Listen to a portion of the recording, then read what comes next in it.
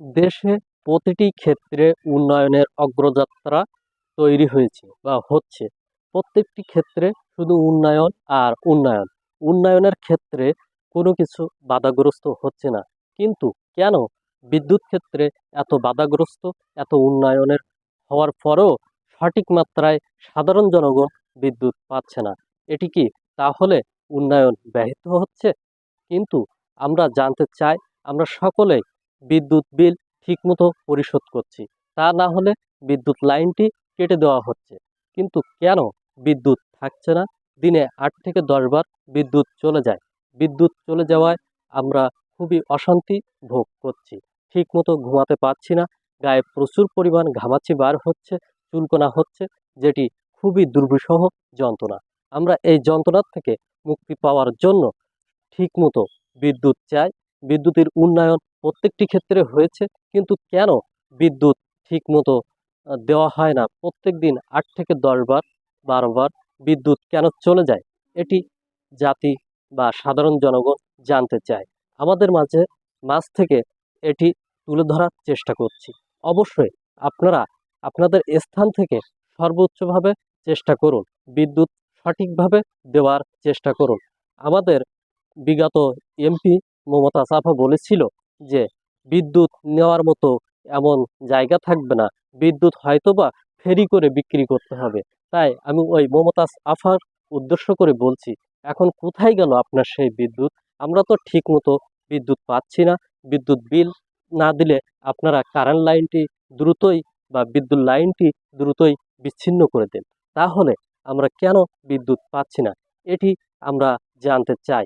এই উন্নয়ন কি শুধুমাত্র মুখের বলির উন্নয়ন? বাস্তবে কি উন্নয়ন নয়? এটি কি আমরা ধরে নিব? অবশ্যই না। আমরা প্রত্যেকটি ক্ষেত্রে শুধু দেখতে পাচ্ছি বর্তমান সরকারের উন্নয়ন, উন্নয়ন, উন্নয়ন। উন্নয়নের অগ্রযাত্রায় আমরা প্রতিনিয়ত দেখতে পাচ্ছি। কিন্তু তাহলে আমরা কেন বিদ্যুৎ সেক্টরে এই উন্নয়নটা উপলব্ধি করতে পারছি না? তাহলে কি আমরা ধরে নিব এখানে দুর্নীতির আঁকড়া তৈরি হচ্ছে, ঠিকমতো বিদ্যুৎ দেওয়া হচ্ছে না? এই বিদ্যুতের টাকা কিভাবে পরিচালনা করা হচ্ছে, যাতে করে এই বিদ্যুৎটি কেন আমরা সাধারণ জনগণ ঠিকমতো পাচ্ছি না?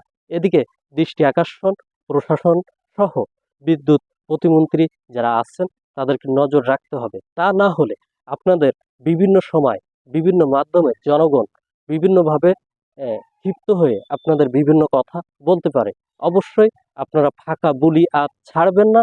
ঠিক যত টাইমে বিদ্যুৎ উৎপাদন করে, যত টাইমে সাধারণ জনগণের টাকায় বিদ্যুৎ উৎপাদন করে বিদ্যুৎটি ঠিক মতো পরিচালনা করুন এবং জনগণের ঠিক মতো রাতে ঘুমাতে দিন। কারণ বিদ্যুৎ যদি না থাকে, সাধারণ জনগণ অতিষ্ঠ হয়ে রাতে ঠিক মতো ঘুমাতে পারছে না। এজন্য অবশ্যই বিদ্যুৎ ঠিক টাইম মতো আপনারা দিবেন। যখন বিদ্যুৎ থাকবে না, অবশ্যই আপনারা মাইকিং করে দিবেন যে এই টাইম থেকে এই টাইম নির্ধারিত সময় বিদ্যুৎ থাকবে না। তাহলে সাধারণ জনগণের যে প্রয়োজন আছে বিদ্যুতের ক্ষেত্রে, সেটি অবশ্যই তারা দেখাশুনো করবে বা তাদের প্রয়োজন মিটিয়ে নিবে আগের থেকে। আর যেটুকু সময় থাকবে না, তারা আগের থেকে জানতে পারলে অবশ্যই সেই টাইমে তারা বিদ্যুতের কোনো কাজ থাকলে সেগুলো আর আগের থেকেই করে নিবে। তাই ফাঁকা বুলি ছাড়বেন না। অযথা ফাঁকা বুলি ছেড়ে কোনো লাভ নেই। সাধারণ জনগণ এখন বুঝতে শিখেছে। অবশ্যই আপনারা বিদ্যুতের উন্নয়ন করেন। যত সম্ভব বিদ্যুতের উন্নয়ন করার পরে প্রতিটি মুহূর্তে প্রত্যেকটি 24 ঘন্টার ভিতর 24 ঘন্টা যেন বিদ্যুৎটি ঠিক মতো সাধারণ জনগণের সেবায় দোরগোড়ায় পৌঁছে যায়, এই দাবি রেখে আমি আজকের মতো বিদায় নিচ্ছি। আল্লাহ হাফেজ।